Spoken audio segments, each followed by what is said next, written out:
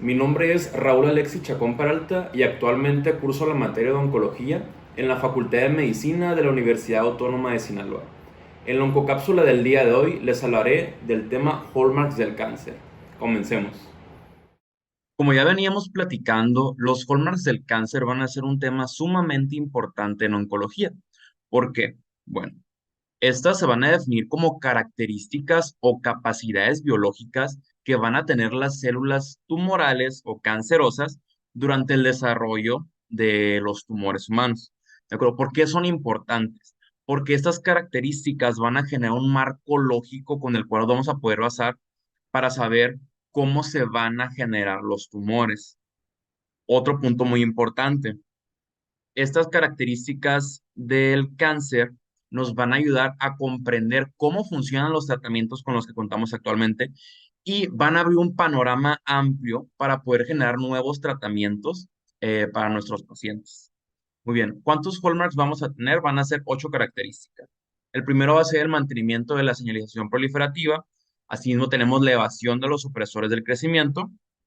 Por otro lado, tenemos la resistencia a la muerte celular, la activación de la inmortalidad replicativa, la inducción de la angiogénesis, la activación de la invasión y la metástasis, la reprogramación del metabolismo energético y por último, la evasión de la destrucción inmunitaria. Vamos a ir desglosando cada uno de los hallmarks conforme vaya pasando la oncocápsula. Muy bien, primeramente tenemos el mantenimiento de la señalización proliferativa. Como lo dice aquí, las células tumorales van a tener la capacidad de proliferación crónica, lo cual normalmente va a estar regulado por los factores del crecimiento. Entonces, ¿qué quiere decir esto?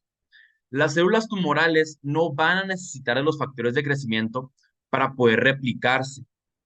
Por lo tanto, estas células van a replicarse de una manera descontrolada, lo cual va a ayudar a que tengamos muchas células y se vaya a poder formar el tumor macroscópico.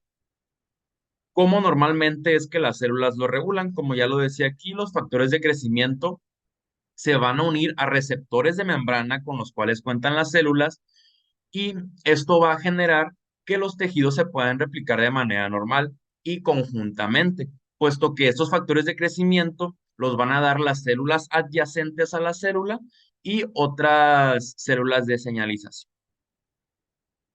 El segundo hallmark es la evasión de los supresores del crecimiento.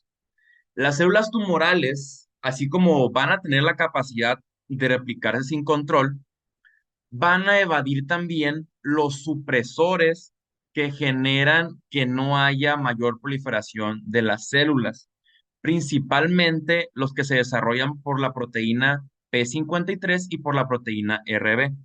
Por lo tanto, resumiendo los dos hallmarks, las células tumorales se van a proliferar sin control y no va a haber ninguna vía de señalización de muerte celular como lo son P53 y la proteína RB que las pueda frenar. Asimismo, el factor de crecimiento tumoral beta va a tener una aportación a que las células tumorales evadan los supresores del crecimiento. En tercer lugar, vamos a tener la resistencia a la muerte celular. Esto obviamente va a ser el producto de los dos hallmarks pasados. Entonces, mi célula va a proliferar sin control y no va a haber nada que la frene. Por lo tanto, esa célula no va a entrar a apoptosis y no se va a poder destruir. Generalmente las células tumorales pueden llegar a morir, pero por otra vía llamada necrosis. ¿Esto a qué se debe? A que muchas veces los tumores no van a tener el aporte suficiente de oxígeno, por lo tanto van a morir de necrosis y van a sacar del citoplasma muchos metabolitos, los cuales van a ser proinflamatorios. Por lo tanto, la vía necrótica de muerte de las células va a aumentar la tumorogénesis.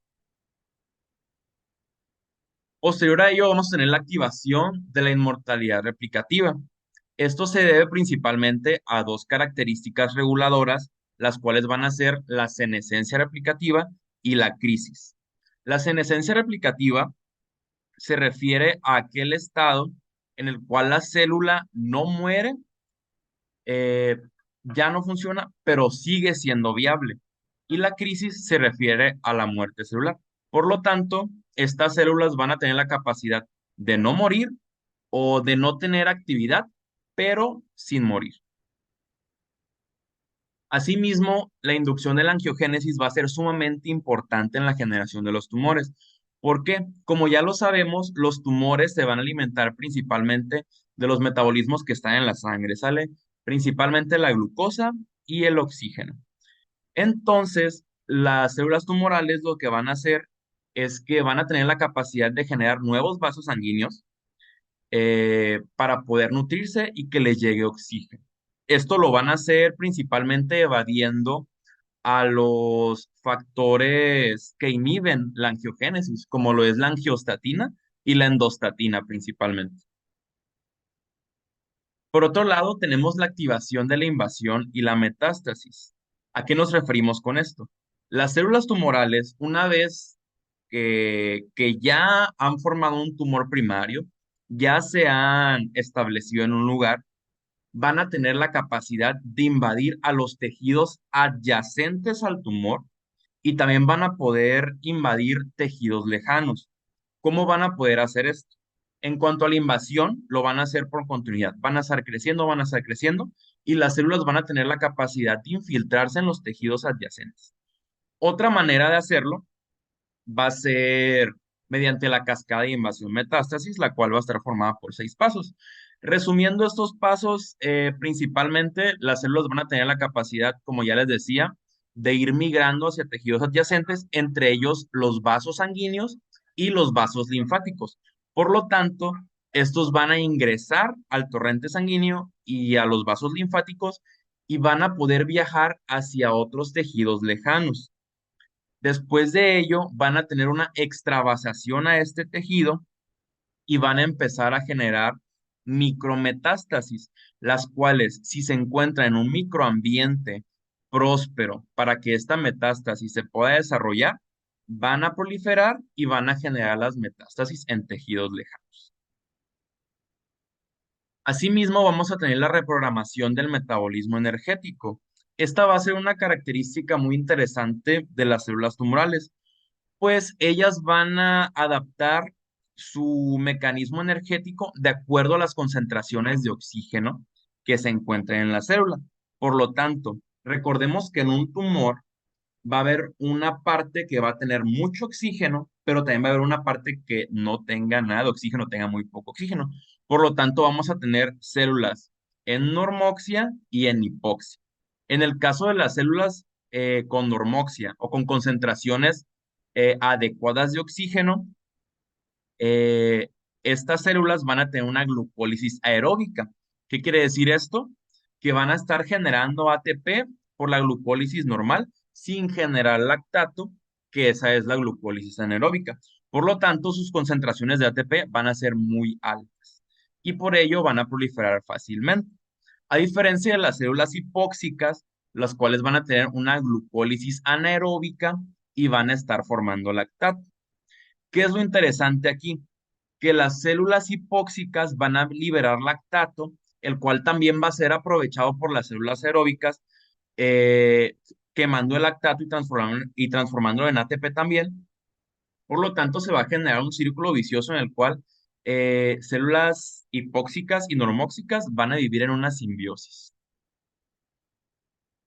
Finalmente, vamos a tener la evasión de la destrucción inmunitaria. Esta va a ser una capacidad de las células cancerígenas en las cuales a través de mutaciones cromosómicas y principalmente de las proteínas de membrana van a poder esconderse de los linfocitos, especialmente de los linfocitos citotóxicos, y van a poder sobrevivir. Bueno, esto ha sido todo de mi parte. Espero les haya agradado. Muchísimas gracias.